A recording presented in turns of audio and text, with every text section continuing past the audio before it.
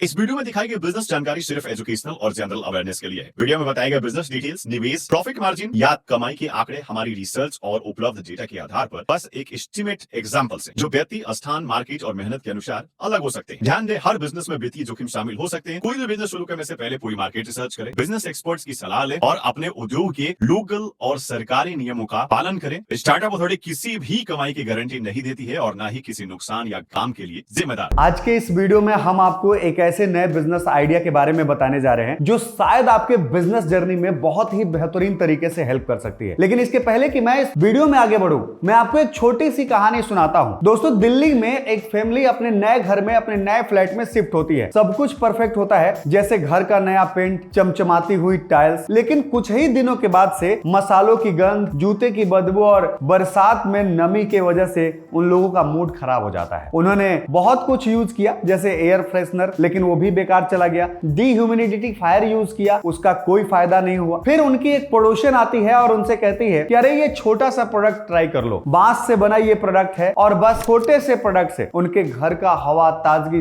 Freshness सब कुछ change हो जाती है। अब जरा सोचो कि अगर आप भी ऐसा ही कुछ कूल और इको फ्रेंडली बनाने का बिजनेस शुरू करो तो कैसा रहेगा। आज के इस बिजनेस वीडियो में हम आपको ऐसे ही एक इको फ्रेंडली बिजनेस आइडिया के बारे में बात करने वाले हैं जो आने वाले समय में इंडिया के अंदर रिसर्च और मेहनत के साथ काफी तेजी से आगे बढ़ सकता है। लेकिन इसके पहले कि मैं इस बिजनेस अपॉर्चुनिटी को डिटेल में आप तक पहुंचाऊं, इसमें कुछ मार्केट्स के फैक्ट्स को मैं शेयर करना चाहूंगा। दोस्तों, ग्रैंड व्यू के 2023 की एक रिपोर्ट कहती है कि इसका ग्लोबल मार्केट यानी कि एक्टिवेटेड कार्बन का ग्लोबल मार्केट $5.7 बिलियन के करीब का है और वहीं 2030 तक $8.4 बिलियन तक पहुंचने की उम्मीद मार्केट पंडितों ने की है, यानी कि 5.5% के CAGR के साथ। भारत के अंदर एयर प्योरीफायर का मार्केट अगर आप गौर से देखेंगे तो लगभग 700 करोड़ के आसपास घूमता है, यानी कि 8 से 10% का CAGR आपको यहां भी देखने को मिलता है। ये मैं नहीं बल्कि यूरोमॉनिटर का 2024 का रिपोर्ट कहता है। दोस्तों, ये जो डेटा हमने बताई है, ये डेटा एक प्रिडिक्शन है, मार्केट के रिसर्चर्स ने प्रिडिक्ट किए हैं आने वाले समय के लिए। मेट्रो सिटीज में लोग ग्रीन प्रोडक्ट्स के दीवाने हो रहे हैं, लेकिन चीनी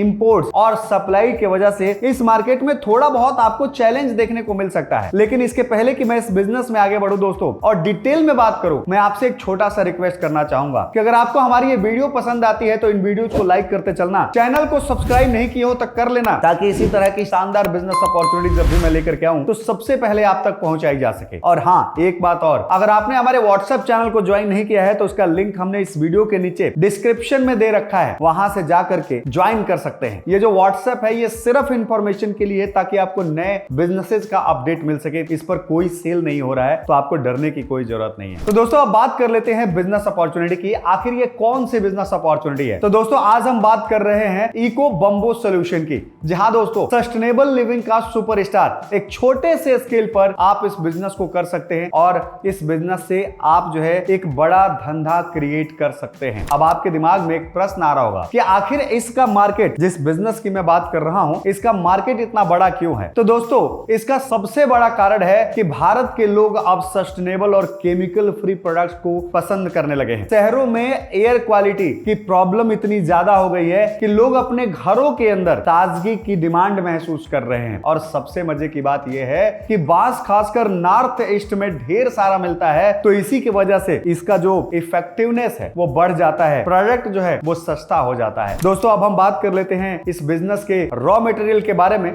तो दोस्तों, ये है बांस यानी कि बैम्बूज। बैम्बूज जो है इसका मेन इंग्रेडिएंट होता है, इससे जो है चारकोल बनाया जाता है। इसके अलावा आपके पास कॉटन या फिर पॉलिस्टर के फैब्रिक की आवश्यकता होती है, जिसके अंदर चारकोल को भरा जाता है और थोड़ा सा एडहेसिव की जरूरत पड़ती है जो इस सीड्स को सील करने के लिए उपयोग किया जाता है। बताऊंगा कि इसका क्या वर्क है, कैसे इन चीजों का इस्तेमाल किया जाता है, और लास्ट में बचता है क्वालिटी चेक करना, जो बेहद जरूरी होता है। अब हम जानते हैं इसको बनाने की प्रोसेस, आखिर ये बनाया कैसे जाता है। दोस्तों, तो यहां पर 6 स्टेप प्रोसेस मैं आपको बता रहा हूं। सबसे पहला स्टेप जो होता है वो होता है कार्बनाइजेशन का। बांस को 800 से 1000 डिग्री सेंटीग्रेड पर जला दिया जाता है और वो भी कम ऑक्सीजन की उपस्थिति में। इससे क्या होता है कि एक्टिवेटेड चारकोल बनता है जो गंध को और नमी को सोखने में एक जादू की तरह काम करता है। सिर्फ इतना ही नहीं, इसके बाद जो प्रोसेस होता है वो होता है ग्राइंडिंग का। दोस्तों, चारकोल को इंडस्ट्रियल ग्राइंडर से बारीक पीस लेते हैं। फॉर एग्जांपल 0.1 1 to 0.5 mm के जितना। इसके बाद जो तीसरा स्टेप आता है ये होता है प्योरिफिकेशन का। पाउडर को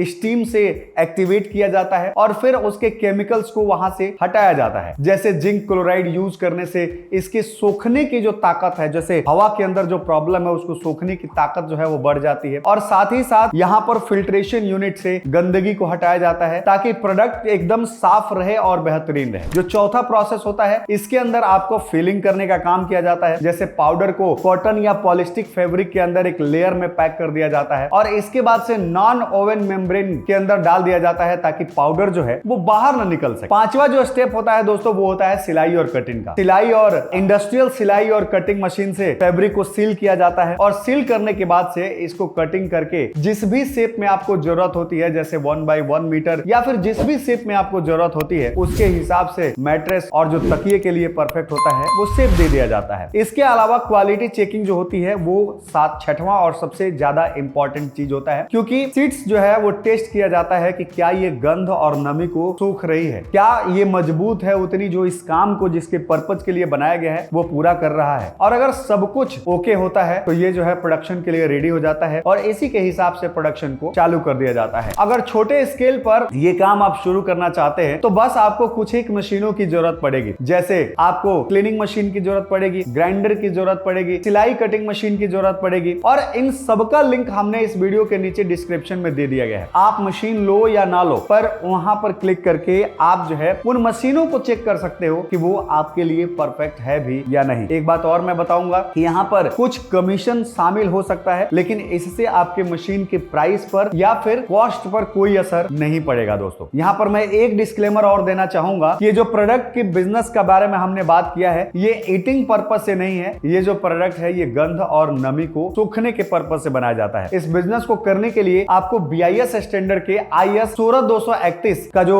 सर्टिफिकेट है वो आपको लेना पड़ सकता है। बांस जलाने के लिए 800 से 1000 डिग्री सेंटीग्रेड गर्मी होती है, तो इसके लिए आपके पास heat resistive gloves, mask, face shield और सबसे अच्छा वैलिडेशन एरिया होना चाहिए ताकि जलने पर जो धुआं निकलता है वो आपके लिए रिस्क पैदा ना करे। तो इसके लिए आपको चाहिए कि आप प्रोफेशनल ट्रेनिंग लो, पोल्यूशन कंट्रोल बोर्ड के नियम को फॉलो करो और जलने के बाद, क्योंकि जलाने के बाद इससे धुआं निकलता है तो पोल्यूशन का टेस्टिंग बहुत ज्यादा जरूरी है। अब मैं आपको एक चीज और बात करूंगा दोस्तों कि किसी भी बिजनेस को शुरू करने के लिए आपके लिए बेहद जरूरी हो जाता है उस बिजनेस का किसी एक्सपर्ट से आप जो है नॉलेज ले, ट्रेनिंग ले, जिससे कि आप सीमलेस तरीके से इस तरह के बिजनेस को स्टार्ट कर सके। अब छोटे से स्केल पर अगर आप इस बिजनेस को शुरू करना चाहते हैं तो इसके लिए आपके पास 3 लाख से 4-7 लाख रुपए के करीब आपके पास होना चाहिए। लेकिन यहां पर एक चीज और बताऊं कि मशीनरी के जो प्राइसेस है वो आपके लोकेशन के हिसाब से, प्लेटफॉर्म के हिसाब से और जो मार्केट है, मार्केट रेट के हिसाब से आगे पीछे हो सकता है। तो यहाँ पे मैं बता दूं कि इसके लिए आपको कटिंग सिलाई मशीन की जरूरत पड़ेगी, आपको रॉ मटेरियल की जरूरत पड़ेगी और आपको इस बिजनेस को शुरू करने के लिए लगभग 1000 से 1500 स्क्वायर फुट का जगह की भी जरूरत पड़ेगी। अगर ये जगह आप किराए पर लेते हैं तो यहाँ पर आपको 30,000 से 80,000 रुपए तक किराया दिया जा सकता है। दोस्तों अगर आप इस बिजनेस को शुरू करना चाहते हैं तो आपको MSME स्कीम के तहत 15 से 20% की सब्सिडी मिल सकती है, लेकिन यहाँ पर शर्त यह है कि आपका एक उद्यम सर्टिफिकेट जो है होना बहुत ज्यादा जरूरी है। MSME.gov.in की वेबसाइट पर जाकर के इसके बारे में पूरी डिटेल ले सकते हैं। सब्सिडी यहाँ पर पक्की नहीं है, क्योंकि मिल भी सकता है, नहीं भी मिल सकता है, रिस्क है। चीनी प्रोडक्ट से आपको यहाँ पर टक्कर देखने को मिल सकती है